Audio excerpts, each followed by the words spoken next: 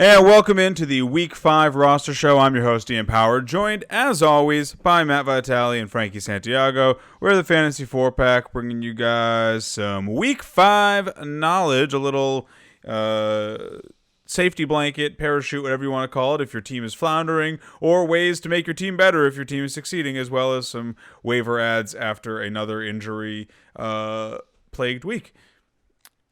A little bit of news before we dive in. Tua, who obviously had some rib issues, has started throwing as part of his rehab. So, good news there. Obviously, he's on short-term IR, so he has to be out at least 3 weeks. But if he's already starting to throw, this makes me think he's at least going to be on the shorter side of 3 weeks, where he's ready to go. Kind of like Curtis Samuel, where he's ready to go as soon as he came back. Yep. Jimmy G obviously left this past game with a calf injury. They are saying that he has a chance to play this week. Why? Trey Lance looked great. If Jimmy's out there again, why? But on one hand, you have the Washington football team. Ryan Fitzpatrick is done for them ever. Their defense does not look anywhere near. It did seem to work at least a little bit better under Trey Lance than it did under Jimmy Garoppolo. So, as someone who has a lot of 49ers rostered, I'm crossing my fingers for Trey to be under there and not Jimmy, but will look bad. So I'm sure special teams looks. The Seahawks are on a short week this week, but he would not have been out there. He would have been out there in a limited fashion if they did indeed hold practice. Tyler Higbee also limited during practice, no practice held, because they are also playing on Thursday this week. And Chris Carson missed today's practice, although it was non-injury related, so that's a non-issue for me. Darrell Henderson limited during practice, no practice held. On to practices that actually did happen. Will Fuller missed practice today, and it was announced that he will not be available for Week 5. He is currently week to week with a broken finger suffered in Week 4. Joe Mixon he had an ankle issue this past week. Initially, it was thought he was going to be week to week. They clarified he's actually day to day. I guess the injury was less severe than they expected. They called it a mild low ankle sprain. Mm-hmm. So we've seen running backs play on those before. Low ankle, obviously very different than high ankle. Less of an issue if he's able to get out there. As I understand, obviously I'm not a doctor, but as I understand it, more of a pain tolerance thing than anything else. So we'll be monitoring Mixon throughout the week, but I'm not going to be surprised if he rolls out there this week. Christian McCaffrey, and this one is surprising, who obviously was expected to miss multiple weeks with a hamstring injury, is expected to be at practice this week. Matt Rule said they want to have him out there during practice, testing the hamstring, seeing if he's ready to go. I'm rooting for him to get back out there because that'd be great for fantasy football, and he's a fun player to watch. But Matt Rule, please take your time with this kid. He had 3 injuries last year on 3 different parts of his body. Now he's injured quick this year. Chuba looked okay. Give him another week. Yeah. I don't think you need CMC. Yeah, this Panthers offense looked, good. Chuba looked serviceable. And, again, this offense, they played a great game against Dallas, so I don't see what the, real point of rushing him out there is, especially with, his injury history and the type of player he can be towards the end of the year, too. Just outside of fantasy football, if I'm Rule, I'm not rushing him out there. Yeah. I'm not gonna be surprised if this is more of a let's see how he looks so we know going into next week sort of thing. I personally don't expect Christian McCaffrey to play in Week 5. But if he does, cool. Sucks for all the people who spent lots of fab on Chuba Hubbard. Logan Thomas, who suffered a hamstring injury this past week, is currently week to week. It does not sound like he is expected to play this weekend.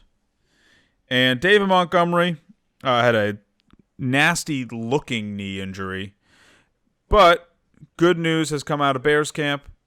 It sounds like it's just a hyperextension. They're saying there's no serious structural damage. So, obviously, that's a hyperextension still bad.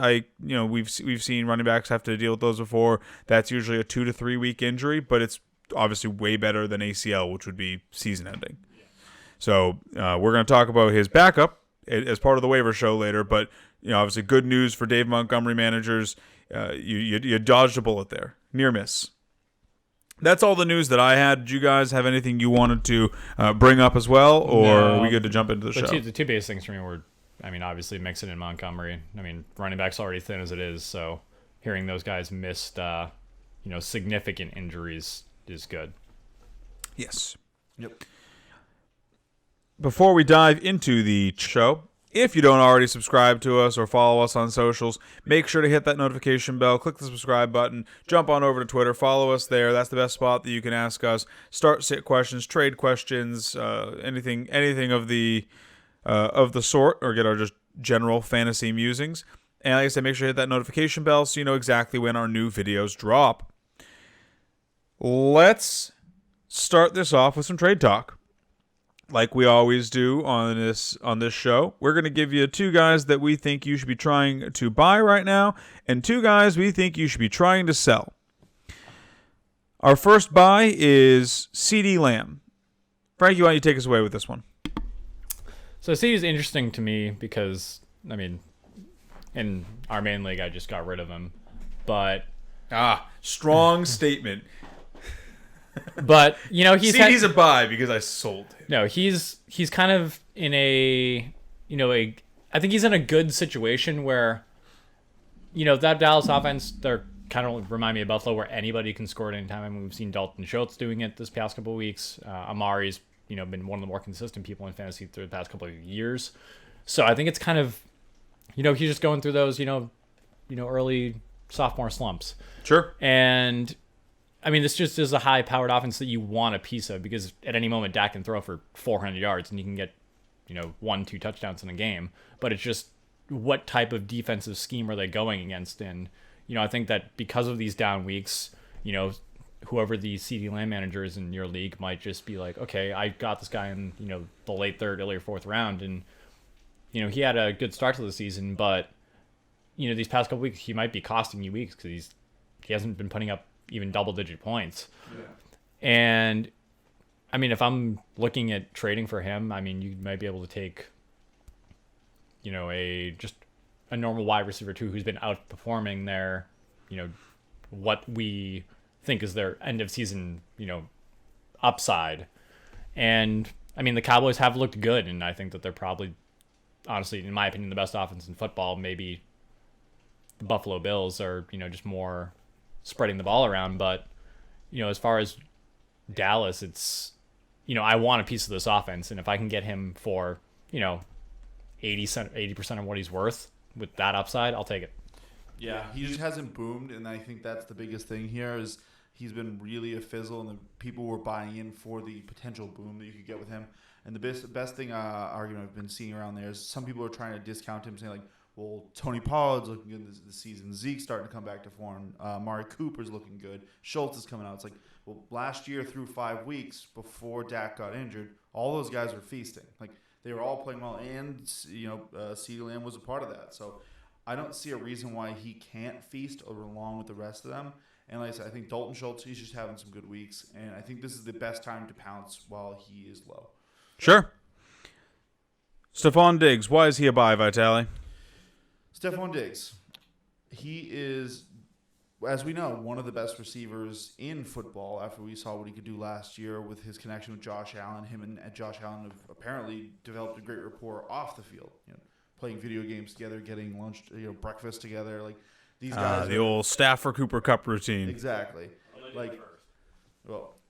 So as we've seen, a great example, Cooper Kupp. Like, when a quarterback and a wide receiver have that kind of rapport, they can, the quarterback will, in dire straits, will rely on the guy they trust. And he's already shown this to Josh Allen. It's just, we had a fluky game against Pittsburgh where their defense kind of showed up. And then after that, they blew out the Dolphins and didn't need the deep ball.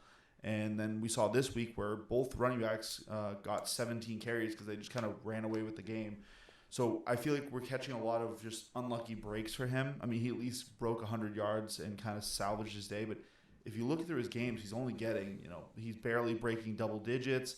He is not killing your team, but a second rounder that's not is not stealing you weeks, or at least performing highly, can kill your weeks, because you're looking for them to make up the difference that your 5th, 6th, 7th round guys are going to cause just naturally because of the lack of talent. So this is a team that wants to throw. This is a team that can score very highly, as we've seen them doing. I think when it comes to a game where they're going to need to score, like this week against the Chiefs, they can't just rely on all these gadget play weapons. Old Emmanuel Sanders, who almost retired 2 years ago. He's like 35. Yeah, Cole Beasley. These guys are good. They're not great. Stefon Diggs is great, and there's a reason why he was being taken almost in the first round. If you don't go out and trade for him now, if you let this week pass and he's not on your team, you're going to lose him. Yeah, I think for Stefon, it's, he's kind of been getting the good matchups are not really doing him any favors because the Bills are just blowing teams out. But, he's got, 2 competent teams. I mean, I would say the Chiefs look, a little bit out of sorts, but they looked very in sorts this week against the Eagles. Yes. The Titans are capable of putting up points, so I think that we're going to see him kind of pop these next 2 games because they're going to need to throw the ball, especially to keep up with the Chiefs. They might get ahead on the Titans, and, we might just see another run show, but I think that, especially if Julio and A.J. Brown come back, I think it's going to be just a long ball bonanza in that game. But yeah, as you said, a guy who was going in the second, close to the first round, I mean, you're not happy with what you're getting. You're not getting those boom games like, you're getting with those. And like Tyreek Hill had a boom game this week. And I mean, I expect Diggs to have one next week because it's especially with highly drafted wide receivers, you need those boom games to win you weeks. And at this point, he has not been winning you weeks. And I think that that's going to change going further into the season. Yep. Moving on to the sell highs. Frankie, I believe this was you that postured this one. Why don't you tell us why Calvin Ridley is a sell high right now? Your old favorite. Yes, my sweet summer child of last year. Calvin Ridley is, people might still be riding high on the Calvin Ridley of last year, looking at his numbers and being like, oh, he was the wide receiver 3. You got him in, the middle second, early third this year. Mid to late, yeah. And I mean, for the same kind of situation, reverse from Diggs, he hasn't been winning you weeks, but at the same time, he still has that Diggs kind of, aura of last year of people might be like, oh, well, these are the Falcons. Like, they throw the ball a lot. They're gonna, they are a good offense. They haven't looked good this year. So I think that outside of that Cordero Patterson guy. So, I mean, I'm talking just not even fantasy at this point. I'm talking their offense just looks terrible. And I think if you're like the guy selling Calvin Ridley, you kind of just have to work off his name at this point. I mean, he hasn't had a boom week. But sure. I mean, not a world beater run defense in the Tampa Bay Buccaneers last week. You roll him out there, you say, I need something to kickstart this team. What do you say? Break him into 2 parts for me and try and let someone else hold that bomb. Yeah, the best thing with him is you can pitch him the same way you would pitch it to yourself if you were buying Stefon Diggs. Is the talent's there, the type of player he can be, but the reason why he's landing on the sell and not the buy is because he's on a Falcons team that's struggling so much, whereas Diggs is on a high-powered offense. Like, you always want high-powered offensive receivers because that's where you get your hay. That's why you want a piece of Dallas. That's why we want CeeDee Lamb. But Calvin Ridley, go ahead and go target the CeeDee Lamb manager and be like, hey, listen, you know that guy you got the 4th, I can help him turn you into a guy in the 2nd. You can really you have to kind of manipulate it and talk about this guy as a buy low candidate for the guy you're selling it to. Sure. Yeah. And then I'll lead us in with the last one because he's someone that I firmly believe should be a sell high right now. Sure. He feels like, and obviously less talented and less affable because everyone loves Larry Fitzgerald, but he feels like Larry Fitzgerald the last couple of years, and that's A.J. Green. He's a guy who's on the he's been in the league 6 ever. He's on the Arizona Cardinals, who are throwing a lot right now, but not a lot to their primary guys. DeAndre Hopkins has had a slow start to the year. Christian Kirk's been good. He had a bad game this week. Rondale Moore's been up and down. But we all agree those are clearly their top 3 options in whatever order you want to put them in. Nuke and then the other 2 somewhere. Yeah. AJ Green's been performing well to his credit, but he's an older receiver who hasn't been getting a huge target volume, only 6-7 targets a game really. He's been catching most of them, and it just happens to be getting in the end zone, which is what is making his days look good. He is someone that you should be maybe cherry on topping or 2-for-1ing for a better player right now, because as we've seen with older players, he obviously has he has the pedigree to do well. We've seen him do great in the past, but he probably is not going to keep this up in an offense with a lot of mouths to feed, where he is at this point in his career the 4th guy on this team. Take the production you've been getting for him right now and trade him for someone better, or someone more consistent, more likely to have a fantasy future this season. Mm-hmm. Yeah, I do really like this one because these are the kind of guys I like to have on my team to package, as you were talking about. You take a player that has some value and is clearly not as valuable as your target, and then you put this, sweet pills, this placebo in the deal that's like, hey, you're going to get more points overall because you're getting these 2 guys. Look how good he's been doing. He's clearly breaking out. But you also picture, he's not the valuable guy here. You're getting the value out of this other guy here. And you're basically, with how we project AJ Green's rest of season, he's going to just drop off. And then when you look back at this trade, wow, I basically just swapped this guy straight for this guy. So it's like if you're the guy who has, let's say, you're the guy with Calvin Ridley. You put these 2 guys together, and you're like, all right, you're getting a guy who's doing stuff now, a guy who should do stuff later, and I'll take Stefon Diggs. If you tell me right now you just basically swapped Calvin Ridley for Stefon Diggs, boom, that's how you turn your season around. Sure, or and this was more of a long shot, but before you package him, send him out there solo for guys like CeeDee Lamb or Calvin Ridley who haven't been performing well, and see if their owner is panicking enough to just be like, oh, hey, that guy's scoring a lot of points. Accept. Kick those tires before you immediately start sandwiching him in with someone else. Yeah, I would say, especially with, again, going back to what I did this, I tried to send Mike Williams out there just straight up for people. People didn't bite, but then, I packaged him in with somebody and, that worked out. But with AJ Green, it's, again, this is kind of like the reverse of what we talked about last week with this Buffalo offense, where I want a piece of the Buffalo offense, but that's because I know pretty much everybody in Buffalo has a chance to get the ball. You want a piece of the Buffalo offense, but you don't want Gabriel Davis. No, I don't want Gabriel Davis. But well, AJ Green is this team's Gabriel Davis. Actually, I guess technically he's this team's Emmanuel Sanders, but Emmanuel Sanders is more involved than Gabriel Davis. And that's what I was coming back to, was this Arizona offense functions differently, because while Josh Allen I would consider one of the running quarterbacks, Kyler Murray does it on another level, and a lot of those things that would be like, that's going to cut down on AJ Green's ceiling overall in general, in addition to him being the 4th option on this team. And the Cardinals, they've blown out some teams. They played some close games. I'm not going to trust the 4th option on the team to be the guy who's going to score me points every week. Yeah. I will also say, as one final note on AJ Green, rough schedule coming up. He doesn't have another plus matchup until Seattle in Week 11.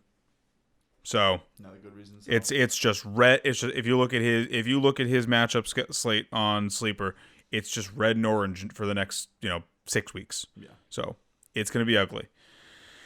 All right, well, I think that'll do it for our trade fours and trade aways. Let's go ahead and jump into the reason that everyone came here today, the waiver section. A lot of teams are going to be hurting after this week, so we've got some nice fantasy balms to put on those aching fantasy injuries that your team may have suffered. Top name on everyone's list this week, we're just going to get him out of the way. It's Damien Williams. 10.4% rostered, obviously ex-Kansas City Chief, now on the Chicago Bears. Dave Montgomery is going to miss time. He suffered a hyperextension that knocked him out of the game, even with no structural damage, like we said in the news section of the show, probably 2 to 3 weeks at the minimum. He is a running back who, even though he's on a bad team, he needs to be rostered. If you're gonna get at least 2 to 3 weeks of work out of him, where he's basically the only show in town because Tariq Cohen is still on the mend. I don't see a world where he isn't the top waiver out of the week. Do you guys disagree? No, that's pretty much the same boat I'm in. Yeah, I mean, in a league right now where there's not much depth at running back, you gotta go pay for the ones when you can get them. So this is a guy who could get you some weeks. So you got to pay up for it. Deshaun Jackson did it last week, so he's not doing it again this week. It's time for him to go back to being a ghost until 3 weeks. The only guy, the Bears do technically have another running back on the roster, Khalil Herbert. He's not someone I've heard really anything about positively or negatively. Does the quad injury of unknown severity scare you off of Damien Williams? And what are you guys doing with Khalil Herbert here? Because he's someone who I could see making it through waivers. He's someone you guys put a small, $3-4 on. Do you just wait for waivers to run and then grab him after? So my thing is with the quad injury, we don't know how severe it is yet. This episode's coming out at this point. We're doing this on Monday night, so it's coming out tomorrow. I'm kind of seeing if they're reporting how severe the quad injury is, and the fact that he has the quad injury, that takes down how much I'm willing to shell into Damien Williams, depending on my running back situation in general. And for me, it's like, I mean, if Dave Montgomery's missing 2-3 weeks, I'll throw less, but I'm still maybe I'll throw a 5 at him if I just haven't spent a lot of my fab yet, just to see what happens. But I think I'm gonna wait and see for what the news is tomorrow, see if there's any updates on the quad injury. And then I'm less in, but I'm still in. Yeah, the downside is that unfortunately we're probably not going to know exactly how long Dave Montgomery's out until after waivers run. Yeah. For me, I'm actually, as somebody who's owned Damien Williams when he was on the Chiefs, I did see him during that injury-ridden season of his. So it scares me a bit to wonder what his pain tolerance is like, what his is he injury prone? Because we haven't seen that much of him. So with him being on the Bears offense and him being on the lesser side of running backs and potentially injury prone, I am definitely reducing how much fab I'm throwing at him. He is still the guy you have to add.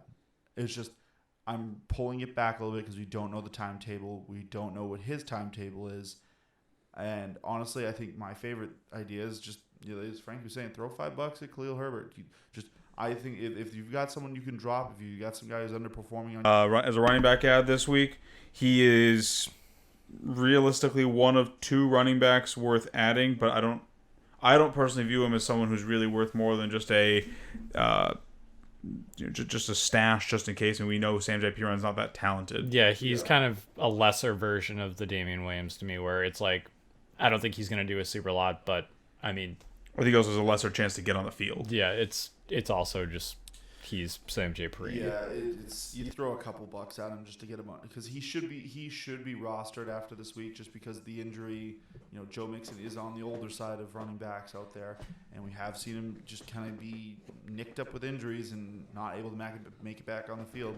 So if that happens, he could have some value, but I'm only throwing a few bucks at him. Okay.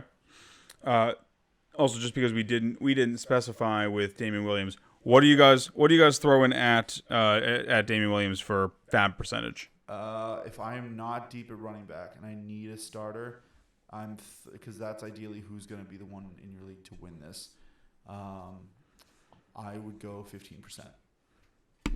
Yeah, I'm probably around the same range. Maybe I've. All right, let's jump down to the next running back on my list here. He's not playing a ton of snaps in Philly yet, but he's producing pretty well from the running back position. Kenneth Gainwell, the rookie, still not rostered in that many leagues, despite having an okay start to the season. What's the temperature check with Kenneth Gainwell? He's on 24% of rosters.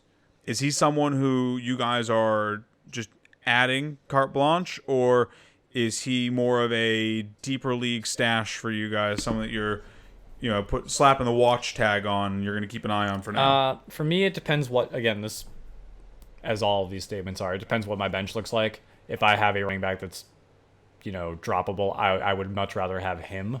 Like, Is he someone that you are looking to stash or looking to leave on the wire for now? I'll stash him. I like what I saw last week. Granted, they got blown out, but he looks like he is going to be a guy who could just split time with Miles Sanders. Yeah, for me, he is a mustache. Like I'm not starting him just yet, but I definitely want him on my bench, just because he is getting enough work through the passing game where he's starting to carve out enough usage that he is potentially flex reliable, especially when we start rolling into bye weeks.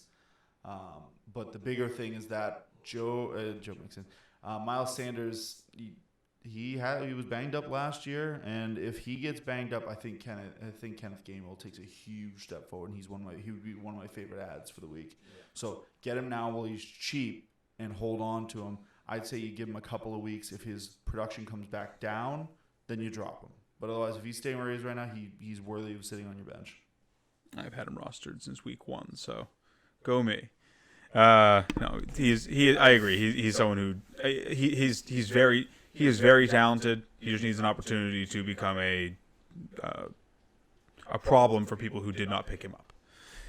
Let's jump over to the wide receiver position here. We've got a couple names. I'm just gonna jump past Emmanuel Sanders. He's technically fits our criteria. He's like 45% rostered, but he's rostered enough, and people have talked about Emmanuel Sanders enough at this point that you should know by now to just have him on your team. Yeah. So let's go to the next guy on the list. Jamison Crowder came back this week for the New York Jets and produced decently well. Hauled in 7 catches. He had 63 yards, found pay dirt. Jamison Crowder's obviously on a bad team. Corey Davis is still there. They got to throw a lot to make games work for them. Is he someone that you guys are interested in, or are you worried with Corey Davis in town now that this is more of a fluke? So I think that with Jamison Crowder, I mean, if he's out there on the waiver wire, someone's probably looking to pick him up too. I'm not going to get into a bet battle with them, but I would probably throw a couple bucks, see if I can get him if I'm shallow wide receiver, or if I just have a wide receiver I can drop, because he is only 26% rostered. Because I think, while Corey Davis is, I think, the guy in New York now, and he is kind of, showed out a little bit, granted not against New England, but he is going to be their deep ball guy. He's kind of going to, if we have to compare it to like the Chargers, he's going to be the Mike Williams of this team, and Jamison Crowder is going to go back to being that slot guy who's just going to eat a bunch of targets. And I'm comfortable with having that as a flex option on a bad team that's going to throw the ball a lot. I am probably on the opposite side of this one. I'd rather just let him go to somebody else's team, because it's going to be too hard for me to decide when I'm desperate enough to start him. And on top of that, I was never a huge Jamison Crowder fan. If you watched last season when we talked, I used to bring up all the fact he'll catch 16 balls for 70 yards. Like, this man's like he did it this past week. Yeah. 7 catches for 63 yards. He turned so many catches into such little production that he needs massive volume to be an okay fantasy start. Sure. And this was when he was the clear-cut number 1 for the Jets. Now he's the clear-cut number 2 in the same role. So it's just you're just telling me he's getting less targets and still inefficient with them. So for that reason, I'm just out. Okay, fair enough. I am probably out as well. While I like the role that I think he can carve out a nice wide receiver 3/flex role on this Jets team. He can be useful for fantasy managers, like you said, especially with bye weeks coming up. He is going to go for more fab than I want to bid on Jamison Crowder. So he's an easy pass for me. Jumping to the next fella on this list. What are we doing with Randall Cobb, boys? No. That's it.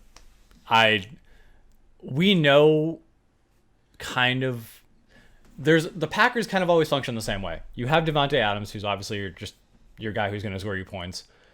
They've been running the ball a lot, and then we have the one receiver, or maybe Robert Tonyan, who's going to get the other touchdowns that don't go to Devontae or Aaron Jones. So I'm just out on Randall Cobb just because while he is familiar with the system, and I just don't want to be having to think, oh, is this going to be a Randall Cobb week? Do I put him in here hoping he gets the touchdown?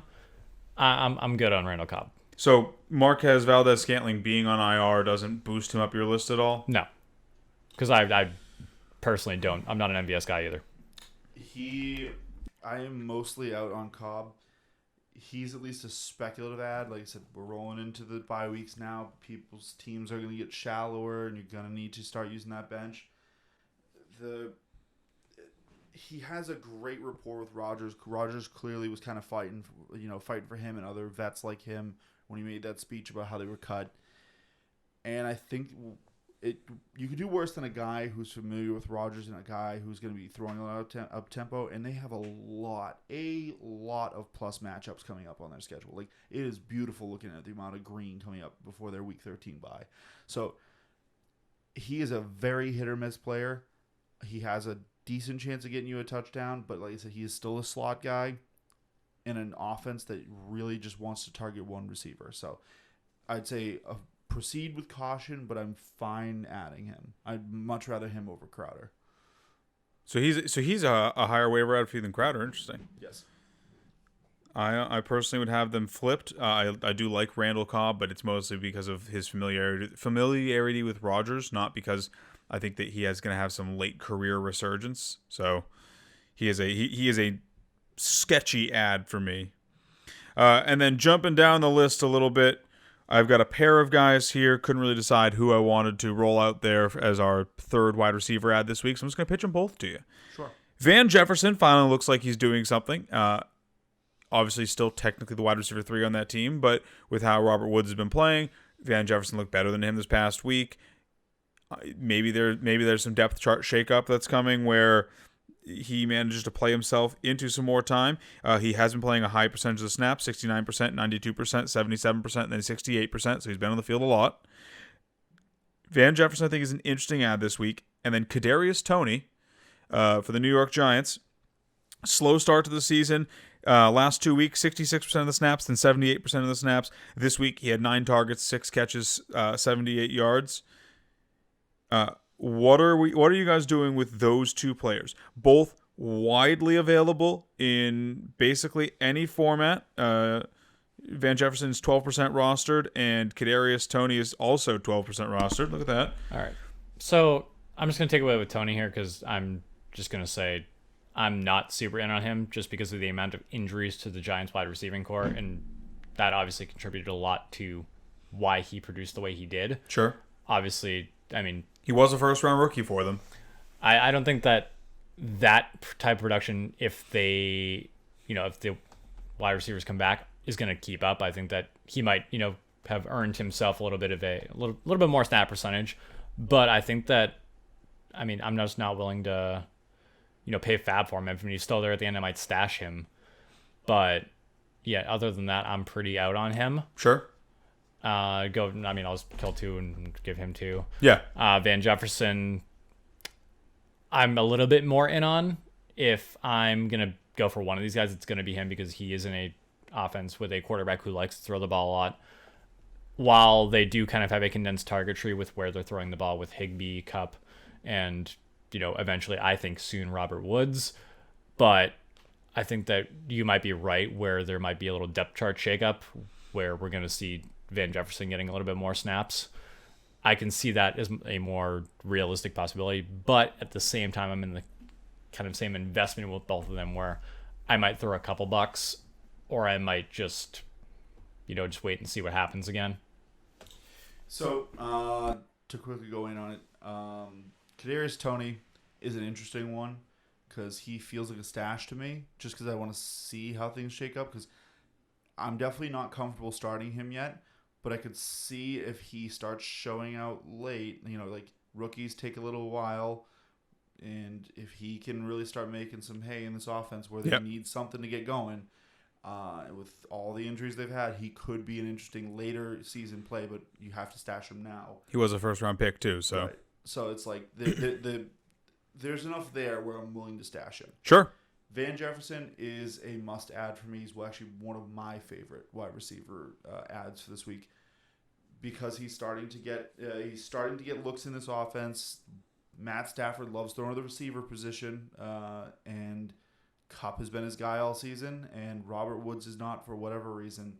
And Van Jefferson's he's starting to carve out a nice little chunk of targets here with Stafford. This is his second year this is the more accurate young breakout season. It used to be 3, and now people are trying to look at rookies, whereas rookies are still a little hit or miss. I like him to start having a good end of season here. I mean, his matchups aren't the best coming up, but on top of that, we could see something I was kind of running it through my head, and this is a team that's trying to win now. If they feel like Bob Woods is not part of their plan, and they don't need him to win, and they have a hole somewhere else on their team, maybe running back, maybe O-line, so something that they recognize they need, I could see Robert Woods getting traded off this team. Sure. So Van Jefferson being the big winner in that. Just going to run through the tight end and defense ads before we round this out, as well as quarterback. Tight end, Dalton Schultz and Dawson Knox are the 2 big names at the position. If you can't get either of them because they're both picked up, an interesting guy for me is Dan Arnold. I know he didn't get a ton of usage this past week, but I did like the usage that he did get. He looked good out there in his first week with the Jaguars. He's someone who could be an interesting tight end streamer if you're just absolutely decimated at the position, but he's a deep dive for me. And then at quarterback, it's Sam Darnold, it's Trey Lance, it's Justin Fields. You get the 2 rookies and Sam Darnold, who is still being slept on in a lot of leagues, still only 9% rostered. All 3 of those guys present, I think, weekly 20-point upside or 20-plus point upside at the quarterback position, which is realistically what you're looking for if you didn't draft a stud. At the defensive position here, we've got 3 streamers for you guys this week. Dallas taking on the Giants at home at 22% rostered. The Panthers are taking on Philadelphia at home also, 49.1% rostered. So we cheated a little bit there, but if they're out there, they're probably my favorite of this bunch. Yep. And then the Cardinals are taking on the 49ers. They are 37.2% rostered. That one is more just targeting the either new quarterback or banged up Jimmy Garoppolo. I know the Cardinals can be thrown on, but with how their pass rush and middle of the field defense looks, it's entirely conceivable that they give up a bunch of points but also get some turnovers. So Those are the 3 that I would be looking at. Are there any defenses that I didn't mention that you guys wanted to bring up as dart throws? No, I like this home trifecta here. I mean, I'm mainly in on Dallas because, while they have let up some points, and we talked about this a little bit last week, those are all to really good teams and really good offenses. Yeah. And I think that they're just not getting the respect they deserve in general. Trayvon Diggs has looked amazing. He's had a pick in every game. He's had 2 last week. Our middle of the field's been making tackles, and our front 7 looks really good overall, and I think they're going to get a couple sacks. So I'm good. I'm good with them for the week. That's my favorite pick. Cool. Yeah. Go I ahead. was just gonna throw in the one out there because, like I said, this is an ugly week for streamers. Sorry, it sounded like you were agreeing with Frankie, but No, yeah, I was just I know there's gonna be turnovers and lack of offense. Maybe you roll out the Falcons and see if they can do something because Zach Wilson loves to give this ball away. So that's a desperation / GPP play, I think. It but definitely is. If you miss on everything else, sure, I guess it's not a great week for streamers. All right, well that'll do it for our Week 5 roster show. More, Sure. I don't know why I want to say backcourt so much, but no, until he starts passing the 5 slate for you, and I hope all of you end up getting who you're looking for in waivers, except for you, Garrett.